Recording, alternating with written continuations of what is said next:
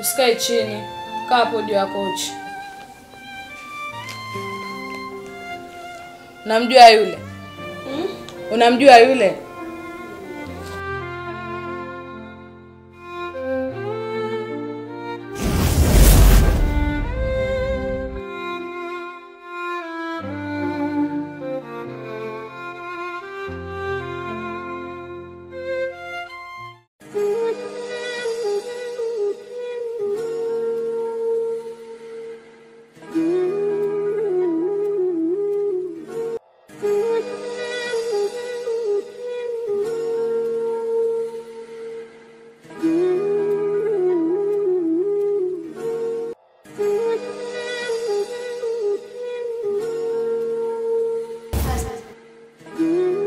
Wewe unamjua yule?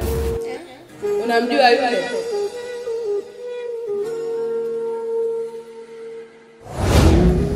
Ni kama maombi yetu sasa yamejibiwa, kwa sababu nimeshapigiwa simu ya kwamba nimepata kazi.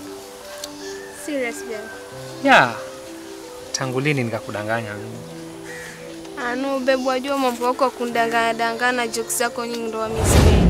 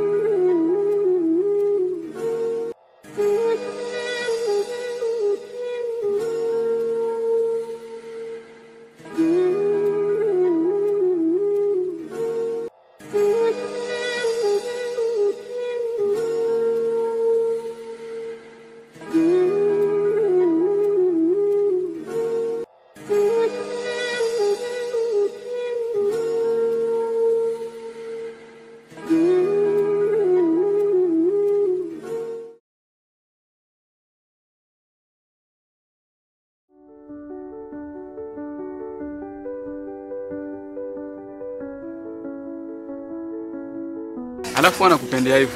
Yaani baada ya kuambia uje unione, umeamua sikae uje moja kwa moja hadi huku niliko kwa kazi nzuri nilokufanyia. Ni mdada kazi nilileta lakini simuelewi. Muelewi vipi? Wakati mtu kabisa yule ana mikono miwili, miguu miwili, pua mbili, ati pua mbili.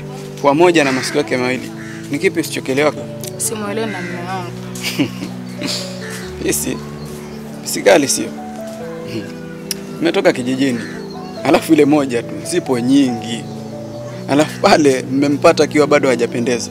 Je, akipendeza si mtakimbiana nyinyi?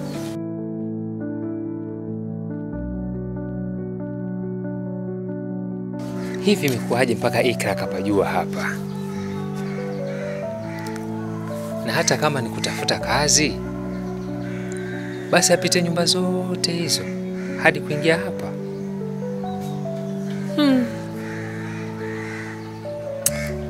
Pone kama mtego. Hivi Ikra atanielewa kweli? Ikra mpenzi wangu, hivi utanielewa kweli mama?